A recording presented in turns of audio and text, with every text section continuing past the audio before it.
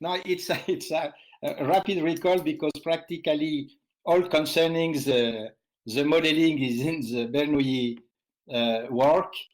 And Bernoulli has remarked with only three variables concerning, he was not working with population, but with probability to be susceptible, to be immune, etc. And but the important in the Bernoulli work was he has introduced the first cis-cross term between probability of being infected and probability to be susceptible. And this term is nice because he has kept by Ross. The essential has been done after that by Ross. McKendrick added a bit, but not so much. He added the possibility to from the recovering state to be a new susceptible. It's interesting in the case of COVID-19 because probably people have the possibility to be a new susceptible. You know, probably. In fact, the real good equation has been done by Delbrück in 40. It's a Markov equation. If you are playing with this Markov equation, and if you are supposing it's a good equation because this equation is ruling, for example, all the chemical kinetics with meeting between molecules, and meeting between humans has a lot to similarities with meeting the molecules. The kinetics is the same. Alors, there is many assumptions. For example, population have to be independent, and very often people are supposing that the whole population is constant. The total size is constant, and of course, S plus I plus R, the recovering people is equal to N. And of course, the variables are not independent. You cannot extract from the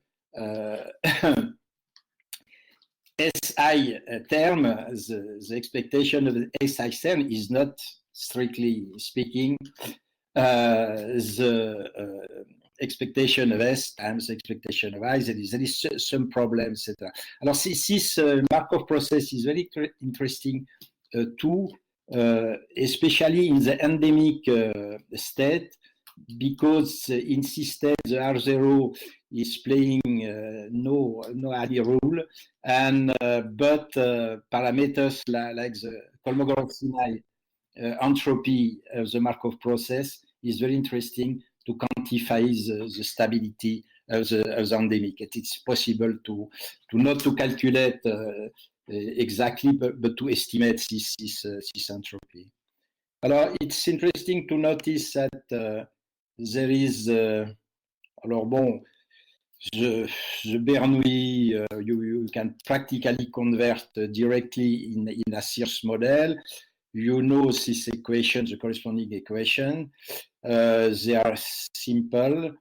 There is two steady states in which there is no infection, there is no recovering. All people are susceptible. It's the back to the previous situation before the epidemic or before the pandemic.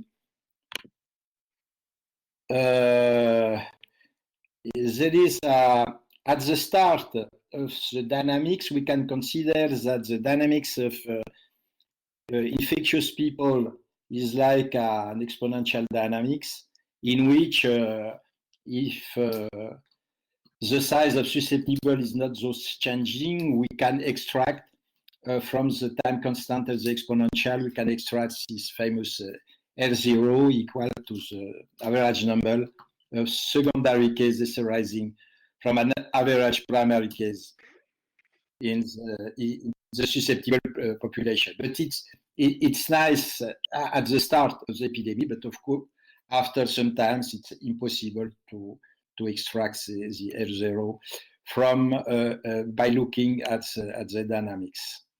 Well, the restriction are if S, the total population size susceptible is very large. In fact, we had in certain examples to replace the cross term by a saturating term for S. The independence I have told about, and if the population is very heterogeneous, it's probably the case for the COVID because there are several populations with several R0. There is all, there is the adults, there is the young people, and in this case, the role and the signification of R0 is very tricky. But despite of that, if you are looking, for example, at the start, it's in a logarithmic scale. At the start of the spread in Italy, Iran, and France, we have practically the same estimation of R0 between 3 and 4 probably. Alors we have alors bon, there is of course more than one steady state. If the COVID has to be endemic, probably he will be like many infectious diseases. And the influenza is a good example of endemic disease. We can calculate the size of the population susceptible, infective, and recovering people. You have, for example, here the calculation done with the SIRS model. And oui, alors the zero S0 steady state is called the eradication state. Bon, it's the best situation, of course, and the other is the endemic. Is called the endemic state, and the endemic is often a focus. The stable eradication is if it is stable, if it's unique, is in general a node. This fast portraits are very well known in this domain. And of course, you can follow the eradication. You know that you can simulate the eradication dynamics and the endemic, the entrance in the endemic state by simulating the equation, the SIRS differential equation. Okay, alors a good application of this SIRS equation has been done by Magal. It was the first publication very early in February, because Pierre Magal is professor at Wuhan University. His student Liu is working in the Department of Biology. She had excellent data. Glenn Webb, is a good specialist of the modeling of epidemics. And he predicted practically what occurs because now China, if, the data, if we can be confident in the data, the cases yesterday were about 80,000. He predicted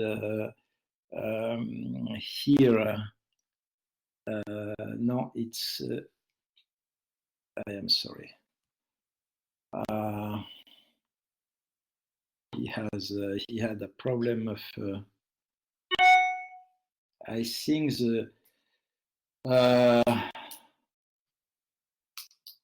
no, I have a problem with the scale, the vertical scale.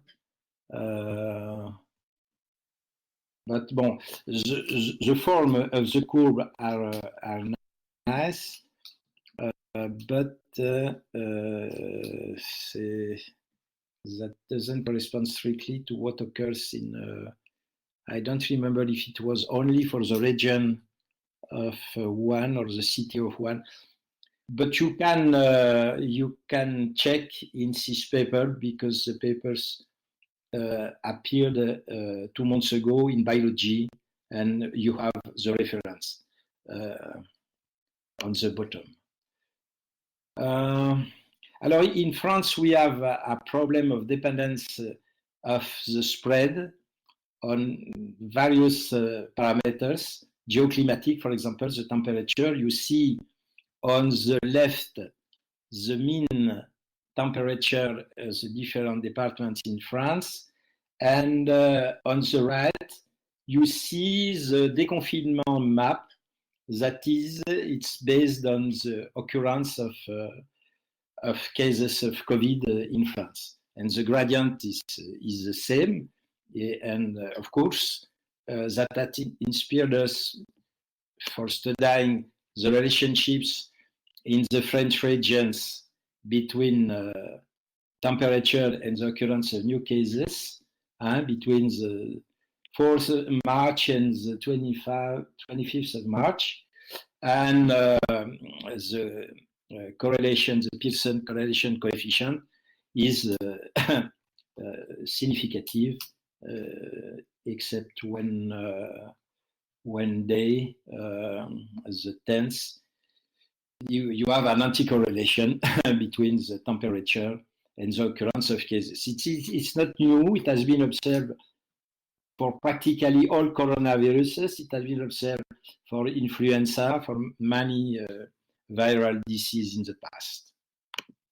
Alors, we have done that for several countries.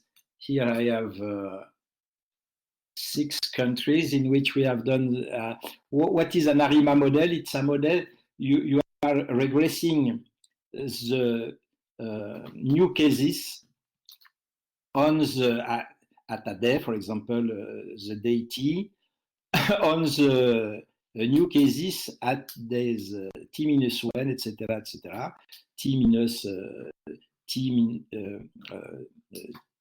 R being the regression parameter of the ARIMA.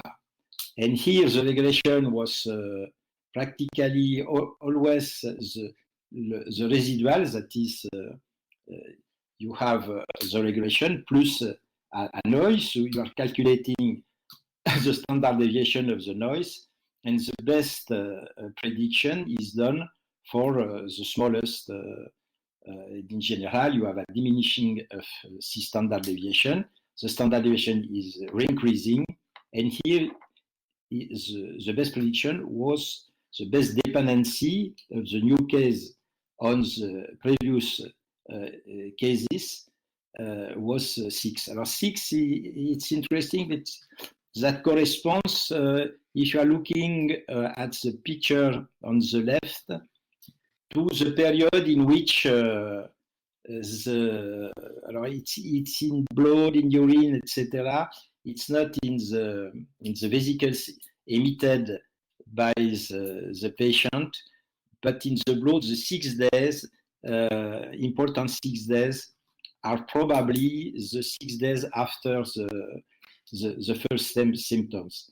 And of course, if you have a new case that corresponds to patients having symptoms, and the new case the day before corresponds to patients having all those symptoms, etc. And it's not so bad considering the work. It's a German work, if I remember, done on the contagiosity of the coronavirus.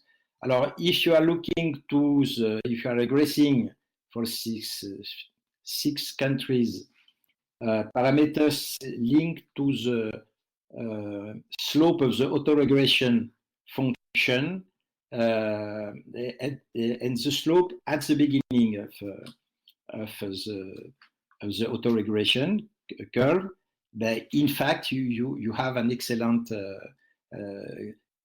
anti-correlation between the occurrence of new cases and the temperature. We have done that also for many countries. and we have practically always observed, okay, the R is only minus 0.6, but it's significative, and we have repeated that at different times, and always we have this dependency. Alors, another dependency is the dependency on the genetics. Finally, if you are looking to the type 2 diabetes in France, for example, you have practically the same location than the occurrence of the COVID. Alors, it's speculative. I am working a lot on that. You know, the COVID is probably a very tricky virus. He's fabricating inside the cells of the host his own proteins, but he's probably impinging the translation of very important proteins in the host. It's the reason for what apparently the targets are very ubiquitous. That can be kidneys, that can be the brain, it can be the heart, etc. And what suspected reason is amongst these very noble proteins is impinging like a microRNA. I have just took here the example of LET7, one of the first discovered human microRNAs. MicroRNAs is an inhibitor of many metabolisms. And LET7 is a terrible inhibitor of the hemoglobin, a fraction of the hemoglobin of the subunit gamma 2 synthesis. And practically, if you are looking to the a part of the proteins, but also practically all the small RNA you can extract from the COVID, like the ORF1, ORF2, ORF3, until ORF10, have the same property than a microRNA to block the synthesis of this very important subunit of hemoglobin that impede hemoglobin to transport the oxygen, and the organ in general already fragile in an elderly person. If it's the heart, that simulates a very terrible heart disease, the same in the kidney, and you can also simulate brain stroke, and it is probably due to the increasing under oxygenization of these organs. The last things you have remarked is probably there is a dependency on age, I have said. The mortality in old people, it's Chinese data showing that after 80, you have big problems, and you need a new model. If you are focusing on the SIRS, you need, for example, 2 or 3, at least 2 class age, and of course each class age has different parameters of contagiosity, different lengths of the period of contagion, and you have, in fact, the whole dynamics is a mix between dynamics concerning the different age classes. And it's very difficult to speak in this case about a global R0. It's very difficult to do prediction, and you need absolutely data concerning these 3 major compartments: the young, the adult, and the old, and to play with. And we're playing with in order to accompany the deconfinement, because now the French government probably will dictate rules different for each age class. for young, for adult, and for all the age class. And in order to do prediction and eventually to stop the confinement for the working age class, it's very important for the economy, but to protect at the same time the oldest age class, we have to continue this kind of prediction. Well, I don't enter more in the details because we have submitted, but it's not accepted. But if you have some question, I will answer with pleasure. My talk is finished. Thank you for your attention.